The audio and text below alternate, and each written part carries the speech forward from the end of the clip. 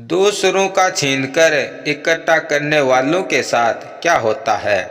यह कहानी है एक ऐसे राजा की जिसने अपनी ही जनता को लूट करके एक बड़ा सा खजाना बना लिया था। अब राजा को बस चिंता यह थी कि इस खजाने को छुपाया कहाँ जाए।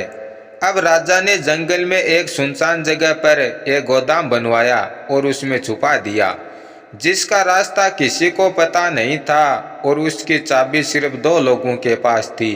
एक तो राजा और दूसरी एक राजा का बहुत ही भरोसेमंद मंत्री था उसके पास।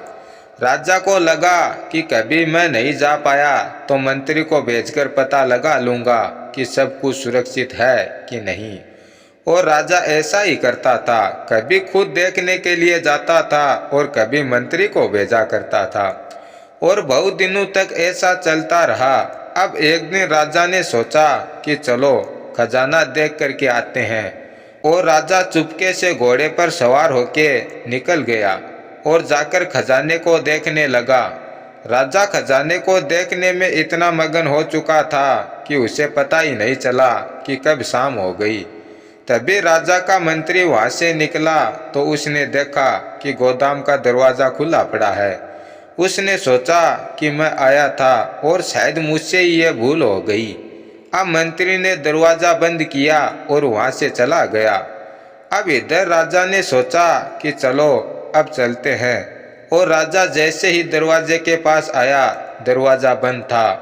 अब राजा चीखने चिल्लाने लगा कि कोई मुझे बाहर निकालो, लेकिन वहाँ राजा की सुनने वाला कोई नहीं था। और इधर मंत्री भी राजा के बगैर परेशान हो गया और अपनी सेना को लेकर राजा को ढूंढने के लिए निकल पड़ा। अब इधर राजा की भूख और प्यास के मारे जान जाने लगी। अब राजा संदेश के तौर पर कुछ लिखना चाहता था, लेकिन राजा के पास लिखने के लिए कलम नहीं थी और राजा ने अपनी उंगली काटी और खून से दीवार पर कुछ लिखा और मर गया। इधर मंत्री भी राजा को ढूंढ ढूंढ कर थक चुका था और उसने सोचा कि राजा तो अब नहीं आएगा और मैं जाकर अपने लिए कुछ खजाना ले आता हूँ।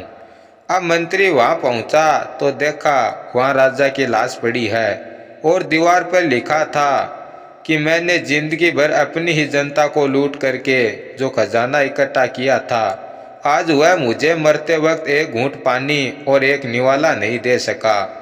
इस कहानी से हमें यह सीख मिलती है कि अपनी जिंदगी में बुरे नहीं अच्छे काम करो, वरना अंत में कोई एक घूंट पानी पिलाने वाला नहीं होगा और तड़प तड़प के मरना होगा।